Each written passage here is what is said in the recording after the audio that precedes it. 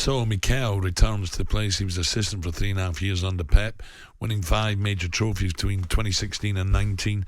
The Gunner boss again, though, has faced questions about his behaviour, this time on the touchline.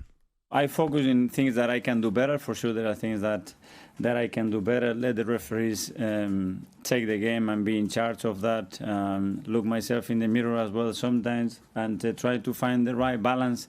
I love the game. I'm very passionate about it. I love to win more than anything else. And that's the way I live the match. But again, if there is something that you can do better, I think you should try at least do that. You're not worried about that, Ray, are you? No.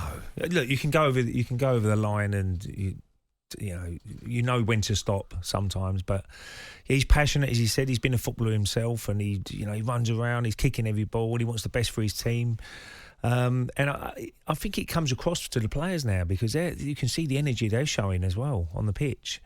So I've got no problem with it. But again, don't cross the line. That's the big question. And if he doesn't do that, no problem at all. I'm sure Spurs, if they're flying, want to see Conte doing what he does, and Jose Mourinho back in the day when he's, all these sort of managers. Some managers all different. Some people just sit there. Ancelotti was a totally different manager. He would just sit there, cool.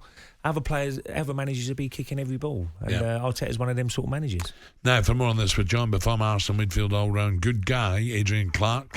Morning. Good morning. Was that on the older thing? All-round good guy. Yeah, I like that. You didn't write that. I don't know who typed that. It wasn't Who typed that? Mikel's record against City is 6 losses and 7, but they haven't played each other now since 1st of January last year. How different is this Arsenal side now? It is different, and Ray touched on it a moment ago. For me, that defeat against City, New Year's Day 2022, was a bit of a watershed moment, because under Arteta, previously against the best teams, Arsenal have been a bit passive, counter-attacking, quite defensive, wouldn't be brave enough to press. But they really took it to City that day, got in their faces and played the kind of football that we're now seeing. It was like a precursor to what they've produced this season. So it's a long time since they faced each other. It's going to be really, really interesting. Arsenal have definitely improved massively. They've just got amazing confidence at the moment. I expect them to go there with a bit of a swagger and just go for it. They've kind of got not a lot to lose. That's how I see this game. I'm a bit glass half full on it, Alan. Yeah. I think if they win, they knock City out and they're one of the favourites for the Cup. If they lose, City get the busiest schedule and they're freed up to concentrate. What sort of side does he put out, Clarke, though? Does he put out his strongest, or 90%, or does he make too many changes? At least 90% is what I would like to see. I think why disrupt the momentum? Is eight days before the next match in the Premier League, Everton. So there's no pressing need. I think if I was in his shoes, the only way I'd rest players is maybe if they're carrying knocks or got a little bit of a fatigue. If they haven't, if they're fine, I would carry on with it. I don't know what Ray thinks about that. I wouldn't want to get battered there, because I think that's the only problem. It could shift the mentality if City hammer Arsenal tonight. So I think they've got to be careful. Well, we all know the young players can play most games, and it won't affect them. As I said to Alan earlier, what would you rather do? Play football matches in a great atmosphere, or train every day? You know what I mean? So I'd rather be, recovering well and then playing the next game. And I'm sure lots of youngsters will be playing.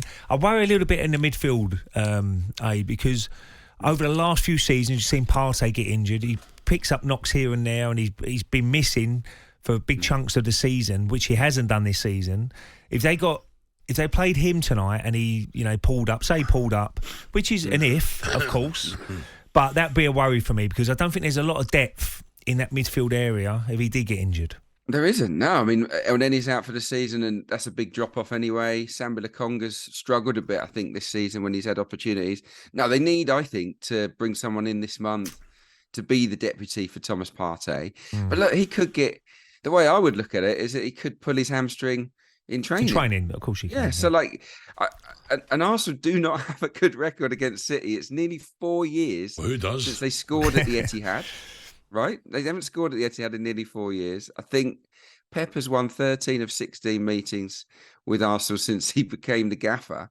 2 of those defeats, the 2 that he did lose, came in the FA Cup. So that's something to hang on to for Arsenal. But I don't think Arsenal can afford to rest too many players tonight because they get weakened. City can rest 5 or 6, and none of us would notice. Yeah, it wouldn't make any difference. Do you think Guardiola will rest people like Haaland, or will he play? I think he might keep his powder dry on Haaland because of the league game, and it's not as if Julian Alvarez isn't red hot. I mean, his numbers are off the scale. I think Pep will try something weird or different, or he'll go into full Pep mode either in this match or in the league match. Whenever there are games in close proximity, he always seems to try something different tactically. Personally, I hope he tries to experiment with something at the Emirates, because that would be a much tougher game for him. Adrian, Kolo Toure, Ray and I were talking about him sacked by Wigan after just 9 games. Do you have any sympathy, or is that just the nature of the business?